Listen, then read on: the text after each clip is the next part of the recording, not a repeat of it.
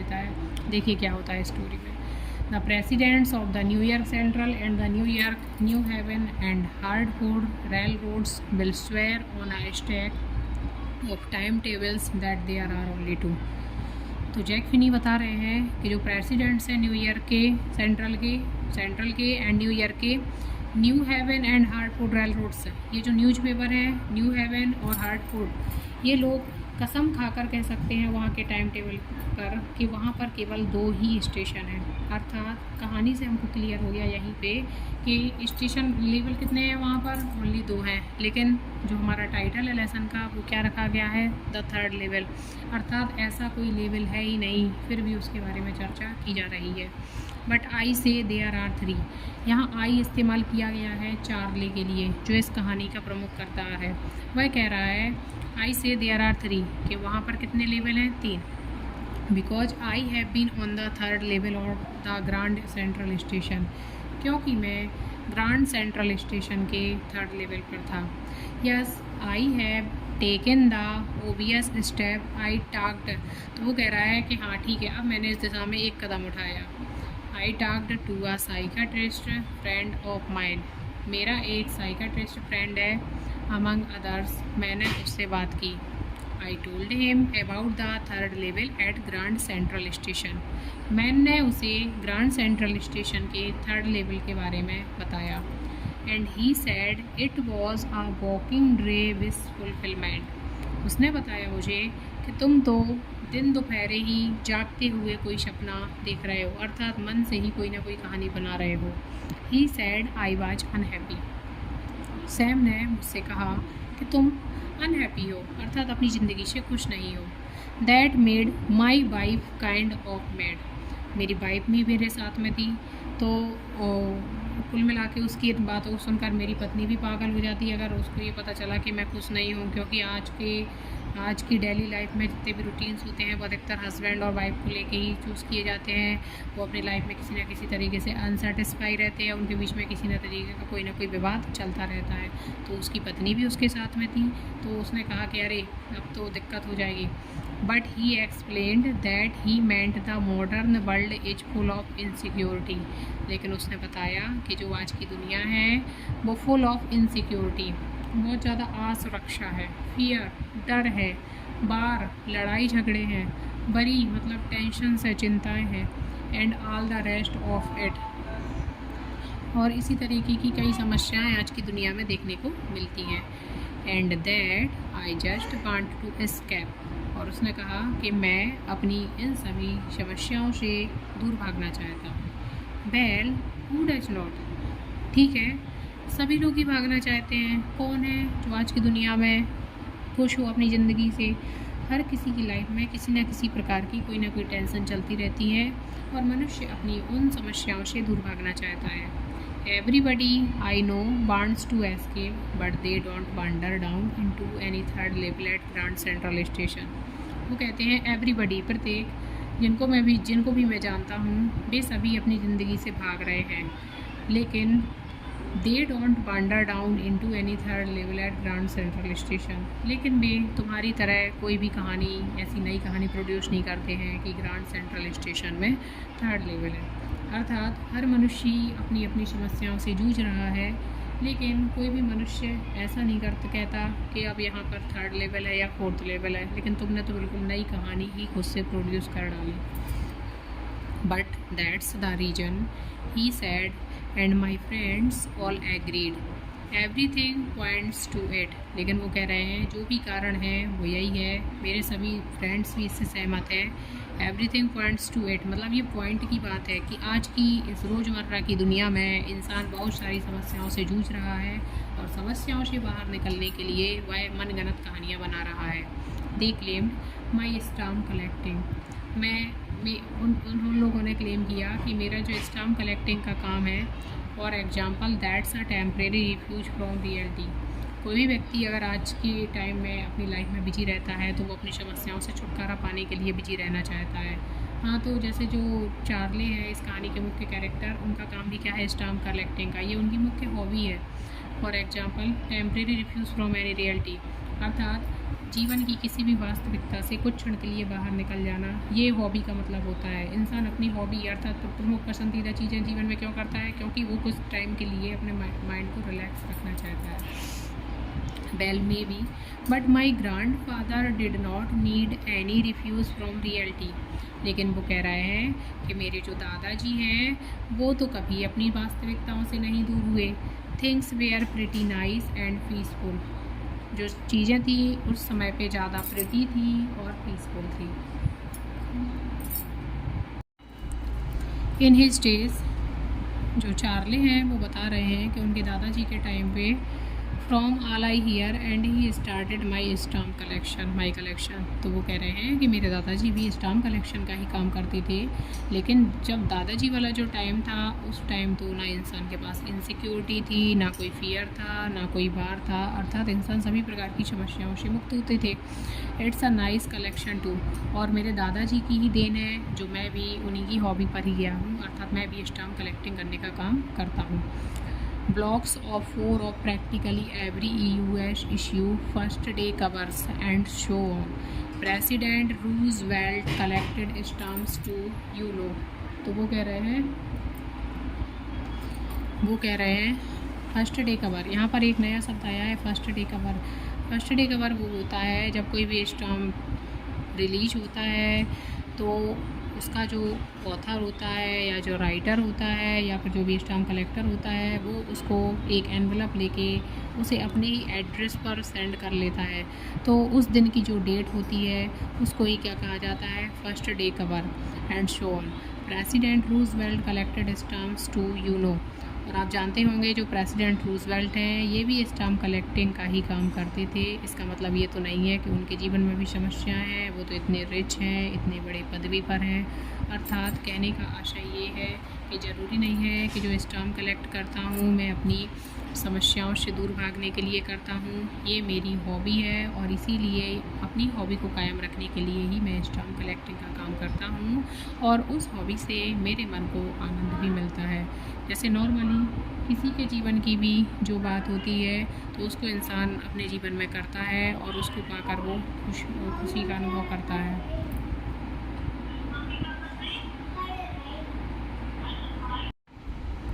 Anyway, hairs what happened at grand Central station. चलिए कोई भी हो, अब मैं यहाँ पर आपको बताना चाहता हूँ कि ग्रैंड सेंट्रल स्टेशन पर क्या होता है। One night last summer I worked late at the office. एक रात शाम के समय मैंने ऑफिस में काफ़ी लेट तक कार्य किया।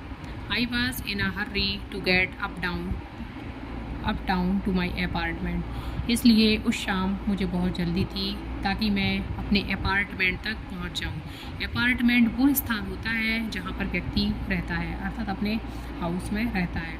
So I decided to take the subway from the Grand Central because it's faster than the bus। इसीलिए मैंने डिसाइड किया कि मैं सबवे ले लूँगा ग्रैंड सेंट्रल के लिए, ग्रैंड सेंट्रल से, क्योंकि ये जो सबवे होती हैं ये बस से ज़्यादा फास्ट भागती हैं। अर्थात अगर कोई व्यक्ति बस से जाए और दूसरा व्यक्ति सबवे से जाए तो जो व्यक्ति सबवे से जाएगा वो जल्दी पहुँच जाएगा, अर्थात they are more faster than bus. Now I don't know why this should have happened. Now I don't know, मैं नहीं जानता था कि ये क्यों होना चाहिए। टू मी, मेरे साथ ही क्यों होना चाहिए। I am just an ordinary गाई, मैं एक सामान्य गाय हूँ। मेरा नाम चार्ले है, 31 ईयर्स ओल्ड और मैं 31 साल का हूँ। And I was wearing a 10 gabardine suit and a straw hat with a fancy band. जैसा कि आप पिक्चर में देख पा रहे हैं, मैं एक 10 गार्बेडाइन सूट पहना हूँ। जिस तरीके से ब्लैक कलर का ये जो आदमी दिख रहा है यही चार्ले है और ये अपना पूरा हुलिया बता रहा है कि ये किस तरीके से कपड़े पहने हुए हैं। एंड अ स्ट्रो हैट, और उसका जो हैट है वो दिख रहा है। And a fancy band. I passed a dozen men, मेरे पास लगभग दर्जनों आदमी हैं who looked just like me, जो मेरे तरह ही दिख रहे हैं। And I was not trying to escape from anything, और मैं किसी से भी दूर भागने की कोशिश नहीं कर रहा था। I just wanted to get home to Louisa my wife. मेरा केवल एक ही इंटेंशन था कि मैं अपने घर जाना चाहता था अपनी पत्नी लुइशा के पास। यहाँ से स्पष्ट हो जाता है कि जो चार्ले है वो 31 साल का लड़का होता है, अर्थात आदमी होता है, और उसकी पत्नी का नाम लुइशा होता है। बस यहाँ से हमको दो चीज़ पता चल रही है। क्वेश्चन पूछा जा सकता है, हु वाज चार्ले, चार्ले कौन था। तो चार्ले का ये सामान्य परिचय है कि Charley was an ordinary man, 31 year old and wearing a tan gabardine suit and a straw hat with a fancy band. और उसकी बीवी का नाम क्या था, Louisa. I turned into Grand Central from Vanderbilt Avenue and went down the steps to the first level. तो जो Charley हैं वो ग्रैंड सेंट्रल स्टेशन से टर्न लेते हैं फ्रॉम वेंडरबिल्ट एवेन्यू, ये एक स्थान का नाम है, bend down to the steps to the first level. और जैसे ही वो सीढ़ियों से जाते हैं तो वो फर्स्ट लेवल पर पहुंच जाते हैं। Where you take trains like the 20th century. और फर्स्ट लेवल पर आप 20th सेंचुरी की तरह ही आप बस पकड़ सकते हैं। Then I walked down another flight to the second level। फिर मैं सेकेंड लेवल पर पहुंचता हूँ। Where the suburban trains leave from dug into an arched doorway. और वहाँ पर जो दरवाजे पुराने टाइप से जो राजा महाराजाओं के जैसे द्वार होता था, उसी तरीके से वहाँ डोरवे बनाए गए हैं। अर्थात कुल मिला के मुझे समझ में आ रहा था कि मैं 19वीं सदी में पहुँचने वाला हूँ। And I got lost subway and got lost. और फिर उसके बाद कुछ भी नहीं देखा। That's easy to do. I have been in out of Grand Central hundreds of times. वो कह रहे हैं मैं ग्रैंड सेंट्रल के बाहर से हज़ारों बार निकला हूँ, but I am always bumping into new doorways and stairs and corridors. लेकिन यहाँ मुझे हमेशा नए नए डोरवेज देखने को मिले, नई नई सीढ़ियाँ देखने को मिली एंड कॉरिडोर देखने को मिले। अर्थात हमेशा ही यहाँ मुझे कुछ ना कुछ नया ही मिला। Once I got into a tunnel about a mile long। 1 मील के बाद मुझे एक टनल मिला। And I came out in the lobby of the Roosevelt Hotel। और अब मैं रूजवेल्ट होटल के पास पहुंच चुका था। Another time I came up in an office building on 46th Street 3 blocks away। दूसरे बार भी मैं जब यहाँ आया था तो मुझे एक ऑफिस बिल्डिंग मिली थी 46 स्ट्रीट पर 3 ब्लॉक्स के बाद।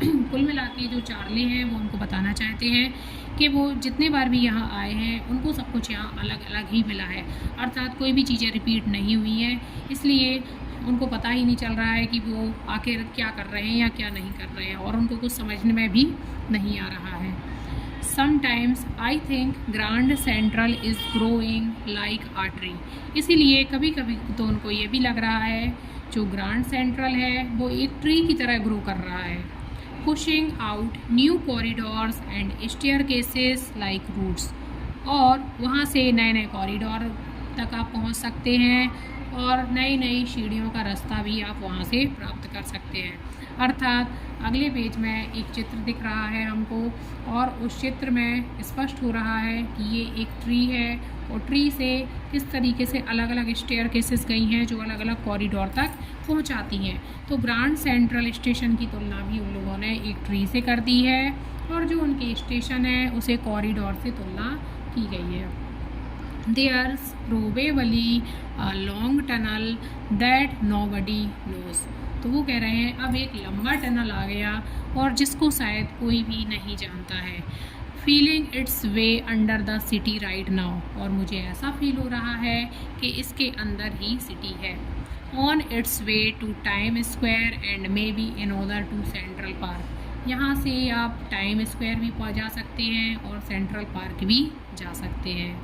And maybe because for so many people through the years Grand Central has been an exit. इस प्रकार से कुल मिला के उनने कंक्लूज़न करके वो ये बता रहे हैं कि जो ग्रैंड सेंट्रल है हो सकता है वो एक एग्जिट है। एग्जिट मतलब बाहर निकलने का एक रास्ता है।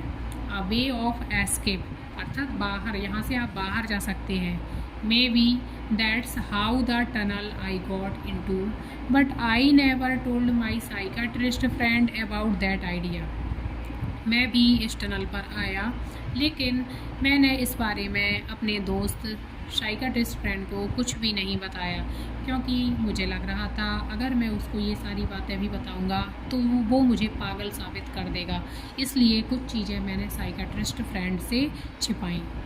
The corridor I was in began angling left and slanting downwards. जो कॉरिडोर है जहाँ पर मैं पहुँचा तो मैं उसके लेफ़्ट की एंगलिंग लेफ़्ट अर्थात वो मुझे लेफ़्ट की ओर ले गया, स्लाउंटिंग डाउनवर्ड्स एवं नीचे की ओर ले गया। And I thought that was wrong, मुझे ऐसा लगा जैसे ये रास्ता गलत है। But I kept on walking, लेकिन मैं कंटिन्यू चलता रहा। All I could hear was the empty sound of my own foot steps. वो कह रहे हैं एक भी आवाज़ नहीं आ रही थी, अगर आवाज़ आ रही थी तो वो खुद मेरे ही पैरों की चलने की आवाज़ आ रही थी। And I did not pass a soul, और एक भी आदमी अर्थात एक भी आत्मा मुझे वहाँ पर नहीं दिख रही थी। Then I heard that sort of follower ahead, that means open space and people talking. फिर कुछ टाइम बाद उनने सुना कि उन्हें एक खाली सा स्थान दिखा और उसके आगे ही लोगों की बात करने की आवाज़ें आ रही थी। The tunnel turn sharp left, और ये जो टनल था उसने उसको लेफ्ट की ओर शार्प कर दिया। I went down a short flight of stairs, फिर मैं स्टेयर्स से होते हुए नीचे पहुंचा। And came out on the third level at Grand Central station, और मैं ग्रांड सेंट्रल स्टेशन के थर्ड लेवल पर आ गया। For just a moment I thought I was back on the second level. कुछ ही क्षणों के लिए मेरे मन में आया कि मैं वापस सेकंड लेवल पर चला जाऊं, बट आई शा द रूम वाज स्मॉलर, लेकिन मैंने देखा वहाँ पर जो रूम है बहुत छोटे हैं। There were fewer ticket windows and train gates, वहाँ पर कुछ ही टिकट की विंडो है और ट्रेन गेट है। And the information booth in the center was good and old looking, और जहाँ पर सूचना देने का काम किया जाता था अर्थात जो सूचना सेंटर थे, सूचना केंद्र थे, वो लकड़ी के बने हुए थे।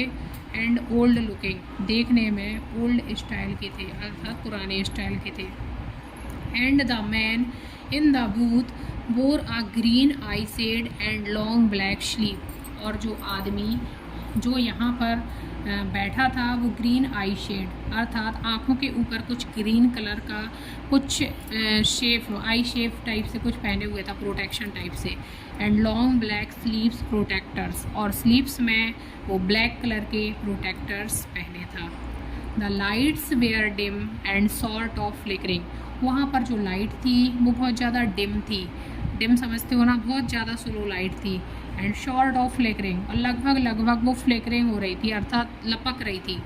देन आई सा भाई they were open flame gas lights, फिर वो कहता है मैंने देखा वो तो gas open flame gas lights अर्थात पुराने समय की जो लालटेन चलती थी, हमारे जो मम्मी पापा होते हैं, दादा दादी होते हैं, अगर आप लोग भी उनसे पूछेंगे तो आपको लालटेन के बारे में पता चल जाएगा कि अभी से लगभग 50 साल पहले 75 साल पहले कैसे घरों में गैस लालटेन का इस्तेमाल किया जाता था, और लोग रोशनी के लिए गैस लालटेन ही इस्तेमाल करते थे और उसको केरोसिन से चलाई जाती थी।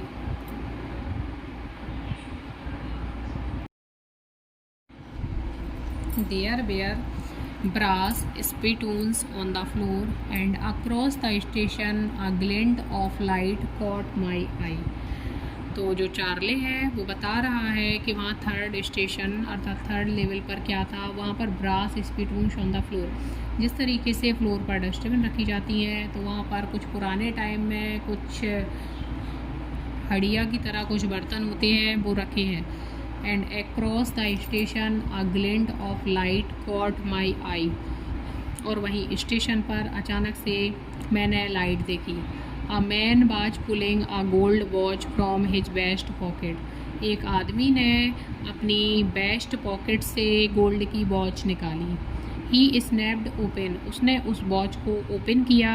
एंड कवर, और देखा। ग्लांस्ड एट हिज वॉच, अपनी वॉच को देखा। एंड फ्रॉन, और वापस बंद कर लिया। ही वोर आ डरवी हैट, वह एक डरवी स्टाइल में हैट पहने हुए था। अ black 4 button suit with टिनी lapels, एक ब्लैक कलर का 4 बटन का सूट पहने हुए था। And he had a big black hand liver moustache, और उसकी बड़ी बड़ी मूँछें थी। जैसे आप इमेजिन कर सकते हैं किस तरीके से पुराने समय के लोग मूँछें रखते थे। Then I looked around and saw that everyone in the station was dressed like 18-19 something, और मैंने अपने चारों ओर देखा तो मैंने देखा कि स्टेशन पर सभी लोग ऐसे कपड़े पहने हैं जैसे 18वीं और 19वीं शताब्दी के लोग कपड़े पहनते थे। I never saw so many beards, sideburns and fancy mustaches in my life, मैंने अपनी लाइफ में ऐसी मूँछें आज तक नहीं देखी जैसी मूँछें वहाँ 3rd लेवल पर लोग रखे थे। A woman walked in through the train gate. She wore a dress with leg of mutton sleeves. फिर एक औरत आती है, एक लड़की आती है ट्रेन गेट से, और वो ऐसी ड्रेस पहने हैं जिसकी स्लीव्स मटन की तरह है। And skirts to the top of her high button shoes, और उसकी जो स्कर्ट्स है वो भी थोड़ी अजीब है।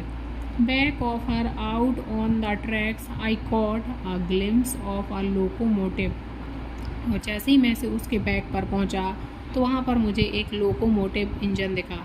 अ very small Currier and Ives locomotive with a funnel shaped stack, and then I knew, funnel shaped में था और फिर मुझे पता चला। To make sure I walked over to a newsboy, अब मुझे बहुत कन्फ्यूजन हो रहा था कि ये 18वीं शताब्दी है, 19वीं शताब्दी है, 20वीं शताब्दी है, या फिर आज की डेट क्या है। तो मैं उसको कंफर्म करने के लिए मुझे एक न्यूज़ बॉय, अर्थात जो बच्चे समाचार पत्र बांटते हैं, मैंने एक बच्चे को देखा। And glanced at the stack of papers, और मैंने पेपर को ध्यान से देखा। At his feet it was the World, इस पेपर का नाम क्या था? The World. And the World has not been published for years, और ये जो द वर्ल्ड है वो कह रहा है ये समाचार पत्र भी काफ़ी पुराना है और ये काफ़ी सालों से पब्लिश नहीं हुआ। The lead story sad something about president Cleveland, और यहाँ के जो प्रेसिडेंट हैं वो क्लीवलैंड है, अर्थात ये तो बहुत ओल्ड है, ये तो अब रहे भी नहीं है, अर्थात इस तरीके से वो ओल्ड टाइम में पहुँच चुका था। I have found that front page since in the public library files and it was printed June 11/2/1894। मैंने पाया कि पब्लिक लाइब्रेरी फाइल्स में मैंने पाया कि जो पेपर पर डेट है वो कितनी है? 11 जून 1894, अर्थात वह 18वीं एवं 19वीं शताब्दी में पहुंच गया था। I turn toward the ticket window knowing that here on the 3rd level at Grand Central I could buy tickets that would take Luisha and me anywhere in the United States we wanted to go. फिर मैं ticket window पर गया और वहाँ देखकर मुझे पता चला कि ये क्या है? 3rd लेवल है ग्रांड सेंट्रल स्टेशन का। मैं 2 टिकट खरीदना चाहता था ताकि मैं और मेरी पत्नी Louisa and me anywhere in the United State में अर्थात USA में हम कहीं भी जा सकें। In the year 1894 and I wanted 2 tickets to Galesburg Alliance, और 1894 में मैं चाहता था कि मुझे 2 टिकट मिल जाएं गेल्सबर्ग की एलियंस में जो, ताकि मैं अपनी पत्नी के साथ गेल्सबर्ग जा सकूं। Have you ever been there, क्या आप वहाँ एवर बीन देयर, क्या वहाँ पे कोई था? It's a wonderful town still with big old frame house, यह एक बहुत अच्छा गाँव था। बिग ओल्ड फ्रेम हाउस मतलब काफ़ी बड़े बड़े फ्रेम वाले हाउस थे। हज लॉन्स, बड़े बड़े बाहर बैठने वाला जो पोर्च होता है वो था। And tremendous trees whose branches meet overhead, और लंबे लंबे पेड़ थे जिनकी शाखाएं एक दूसरे से मिल रही थी, ऐसा मालूम पड़ता है जैसे वो झूला बना रही हो। एंड रूफ द स्ट्रीट्स, और रोड के ऊपर वो छत बना रहे हैं। And in 1894 summer evenings were twice as long, और वो कह रहा है जो 1894 की जो समर की इवनिंग थी वो ऐसा लग रहा था लगभग दोगुनी है। And people sat out on their lawns, जो लोग हैं वो अपने घर के बाहर पोर्च में बैठे हुए हैं। The man smoking cigars and talking quietly, जो मैन है वो शिगार स्मोक कर रहे हैं और वो आपस में शांति से बातें कर रहे हैं। The women moving from half leaf span, जो औरतें हैं वो अपने हाथ में पत्तों से बने हुए अर्थात पाम लीफ से बने हुए फैन लिए हुए हैं और उनको हिला रही हैं। अर्थात उस समय वहाँ लाइट की व्यवस्था नहीं थी, इसीलिए लोग अपने हाथों से हवा कर रहे हैं। With the fireflies are around, और चारों ओर आग जल रही थी। इन अ पीसफुल वर्ल्ड, एक शांति भरी दुनिया है। To be back there with the First World War still 20 years off, और वो कह रहे हैं इस युग में जो फर्स्ट वार है वो 20 साल पहले ख़त्म हो चुका है। And world war second over 40 years in the future, और जो द्वितीय विश्व युद्ध है वो 40 साल बाद होगा। I wanted 2 tickets for that, मैं 2 टिकटें चाहता था ताकि मैं अपनी पत्नी लुइसा के साथ गेल्सबर्ग पहुंच जाऊं।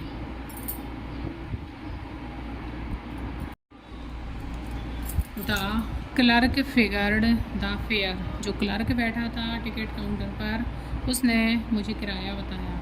ही glanced at my fancy head band, और वह मेरे हेड को, जो मेरा फैंसी हेड था अर्थात उस टाइम के हिसाब से मेरा हेड बहुत फैंसी था, तो वो देखने लगा। But he figured the fair, लेकिन अब उसने किराया देखा। And I had enough for 2 coach tickets one way, और मेरे पास उतना ही किराया था जितना एक साइड से लगना है। But when I counted out the money and looked up the clerk was staring at me, लेकिन जैसे ही मैंने पैसा गिनना शुरू किया तो वो जो क्लर्क है वो मुझे घूर रहा था। He noted at the bills, और उसने बिल्स को देख के अपना सिर हिला दिया। That are not money mister, he said, उसने कहा मिस्टर या भाई साहब ये पैसा नहीं चलेगा। And if you are trying to skin me you will not get very far, और उसने ये भी कहा यदि तुम मुझे चीट करने की कोशिश कर रहे हो तो तुम यहाँ से ज़्यादा दूर नहीं जा पाओगे।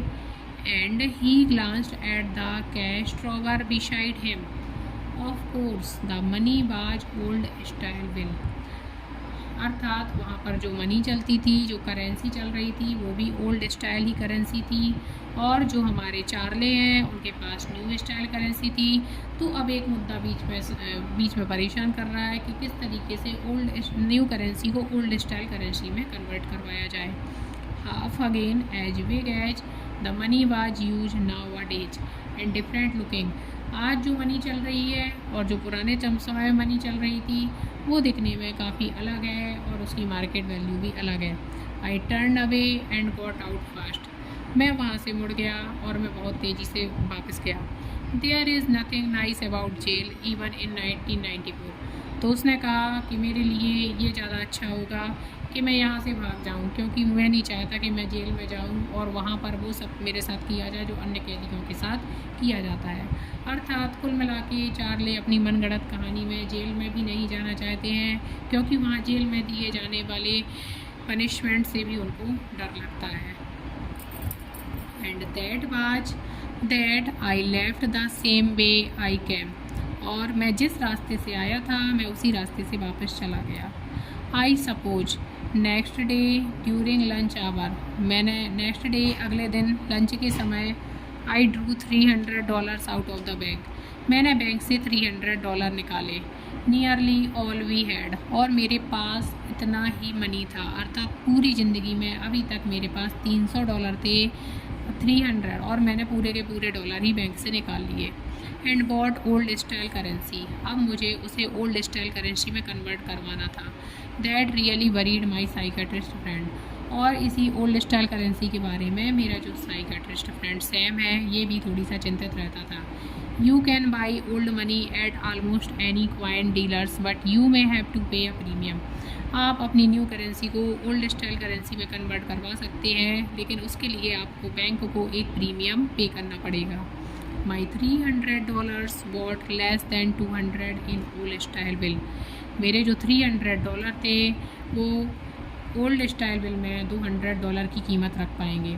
But I did not care, लेकिन मुझे भी कोई दिक्कत नहीं थी, क्योंकि वहाँ पर बहुत ही ज़्यादा सस्ताई का ज़माना था, अर्थात eggs were 13 cents a dozen in 1804, 1894 में जो अंडे हैं वो 13 सेंट्स में एक दर्जन मिलते हैं, अर्थात 100 सेंट्स से मिलाकर $1 मिलता है, और जो अंडे हैं वो 13 सेंट्स में एक दर्जन मिल जाते हैं। तो अर्थात इन सब चीज़ों से हमको पता चल सकता है कि वहाँ पर चीज़ें ज़्यादा महंगी नहीं थी। But I have never again found the corridor that leads to the third level at Grand Central station. लेकिन इस बार वो कह रहे हैं जैसे ही मैं वहाँ गया तो मैं सेकंड लेवल तक पहुँच गया, लेकिन वहाँ पर मुझे वो कॉरिडोर नहीं मिला जो मुझे थर्ड लेवल तक ले गया था। Although I have tried often enough, मैंने बहुत कोशिश की फिर भी नहीं मिला। Lucia was pretty worried when I told her all this. Lucia बहुत ज़्यादा चिंतित हुई लुइशा जब मैंने उसको ये सारी घटना के बारे में बताया। And did not want me to look for the third level any more, और उसने मुझे मना कर दिया कि अब मैं कभी भी थर्ड लेवल पर नहीं जाऊंगा। And after a while I stop, और फिर मैं रुक गया। I went back to my stamps, वो कह रहा है कि अब मैं किसी भी लेवल पर नहीं जाना चाहता हूँ, मैं अपना स्टाम्प कलेक्टिंग ही करना चाहता हूँ। But now we are both looking every weekend because now we have prove that the third level is there. लेकिन वो कह रहा है अब हम दोनों, मैं और लुइशा ही दोनों जाने लगे एवरी वीकेंड, प्रत्येक सप्ताह, क्योंकि हम प्रूफ लेना चाहते थे कि वहाँ पर थर्ड लेवल आज भी है। माई फ्रेंड सैम बीनर डिसअपियर्ड, मेरा जो दोस्त सैम है वो भी डिसअपियर हो गया। Nobody knew where but I sort of suspected Galesburg, किसी को भी पता नहीं था कि वहाँ पर क्या है। साम्स अ सिटी बॉय, साम एक शहर का लड़का है। And I used to tell him about Galesburg, और मैंने उसे गेल्सबर्ग के बारे में बात करते हुए सुना है। I went to school there, मैं वहाँ स्कूल गया। And he always said he liked the sound of the place, और वह मुझसे हमेशा ही कहता था कि मुझे उस स्थान का साउंड बहुत अच्छा लगता है। And that's where he is all right, और शायद यही है कि वो सैम अब उसी दुनिया में जा चुका है। बिकॉज वन नाइट, क्योंकि एक रात, fussing with my stamp collection I found bell. Do you know what a first day coverage, जब मैं अपने स्टाम्प कलेक्ट कर रहा था, उनको लगा रहा था, तो क्या आप जानते हैं फर्स्ट डे कवर क्या होता है?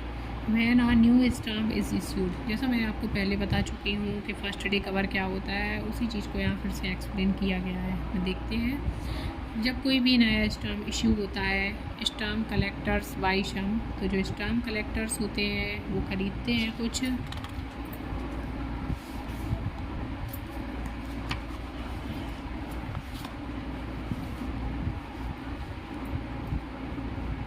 And use them to mail envelope to themselves on very first day of sale. तो वो सेल के पहले दिन ही एक एनवेलप लेकर उसे अपने मेल पर सेंड करते हैं। And the postmark proves the date, और जो पोस्ट मार्क है वो डेट को रिलीज करता है।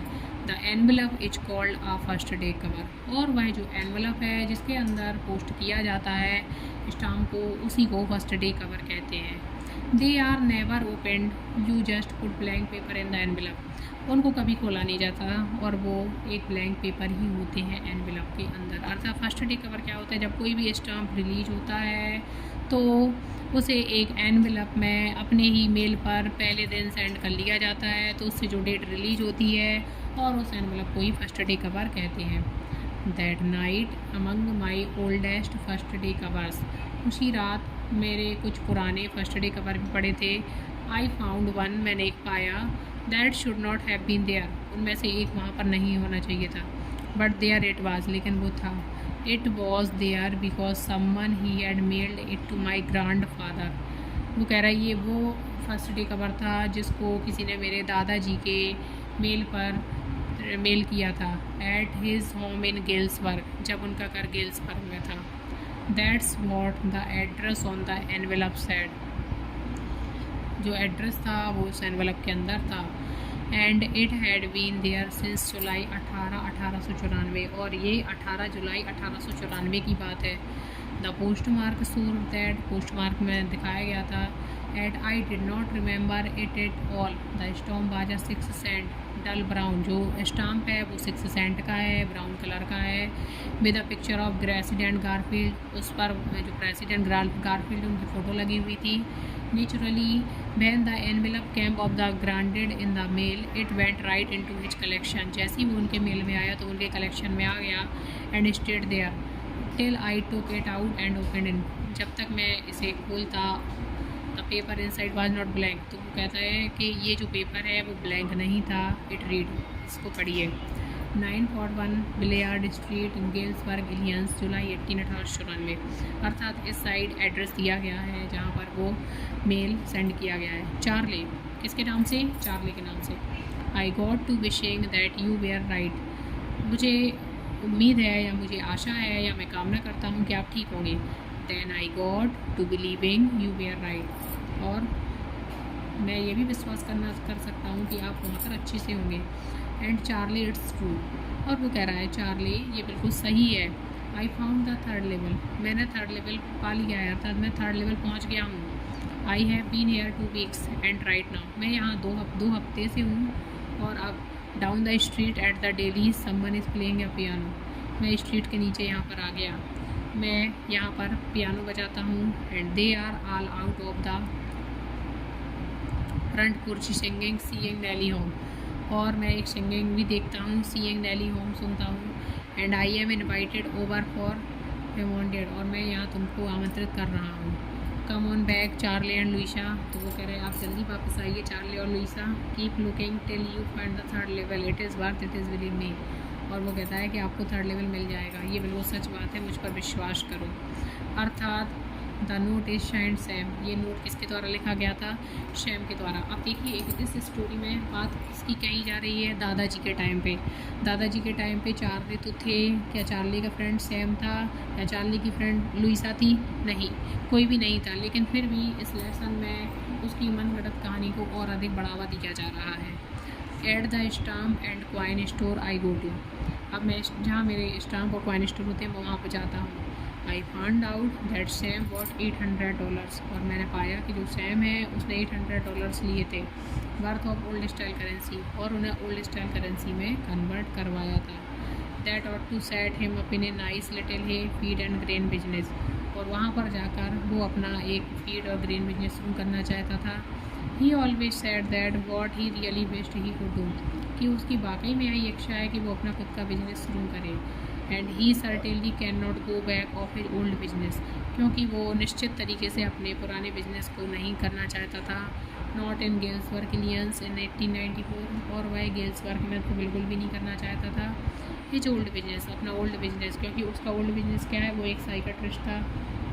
By Sam was my psychiatrist, और जो सैम है वो मेरा एक साइकाट्रिस्ट फ्रेंड था। ये सारी बातें चार्ली बता रहे हैं। इस तरीके से इस कहानी की एंड हो जाती है। देखिए इस कहानी के हम क्वेश्चन आंसर भी देख सकते हैं। What does the third level refer to, पहले क्वेश्चन में पूछा गया है कि जो थर्ड लेवल है वो किस ओर संकेत करता है। तो इस जैसा कि हमने कहानी में पढ़ा है, third level is a grand Central Station, वो एक ग्रांड सेंट्रल स्टेशन है, और यहाँ से जो सबवे है वो पहले फर्स्ट लेवल पर जाएंगे, उसके बाद सेकंड लेवल पर, उसके बाद थर्ड लेवल पर जा सकते हैं। Second question is would Charlie ever go back to ticket counter on the third level to buy tickets to Galesburg for himself and his wife, क्या आप बता सकते हैं कि जो चार्ली है वो टिकट काउंटर पर क्यों जाता है? गेल्सबर्ग के लिए अपनी और अपनी पत्नी के लिए देने के लिए। हाँ, तो चार्ली था वो गया था टिकट लेने के लिए, लेकिन वो रियल में बिल्कुल नहीं गया था। ये सारी चीज़ें क्या हैं? इमेजिनेशन है। Do you think that the third level was a medium of escape for Charlie? Why, question में पूछा गया है क्या आप सोचते हैं जो थर्ड लेवल है वो इंसान को मुसीबतों से बाहर निकालने का रास्ता है? हाँ बिल्कुल है, क्योंकि आज के समय में इंसान अपनी बहुत सारी समस्याओं से पीड़ित है, और समस्याओं से छुटकारा पाने के लिए वह इस दुनिया से बाहर जाना चाहता है। What do you infer from Sam's letter to Charlie, इस क्वेश्चन में हमको बताना है कि शाम ने लेटर में चार्ली से क्या कहा। इसके बाद third, the modern world is full of insecurity, fear, war, worry and stress, what are way in which we attempt to overcome them. कुल मिला के अगर अपन कुछ ना कुछ किसी न किसी चीज़ में बिजी रहते हैं, ऐसा जैसे चार्ली का काम था स्टाम्प कलेक्टिंग था, तो स्टाम्प कलेक्टिंग कर कर वह अपनी अन्य समस्याओं से दूर रहता था। Do you see an intersection of time and space in the story, क्या इस स्टोरी में आपको टाइम और स्पेस में इंटरसेक्शन देखने को मिलता है? बिल्कुल मिलता है, ऑफकोर्स मिलता है। ओके।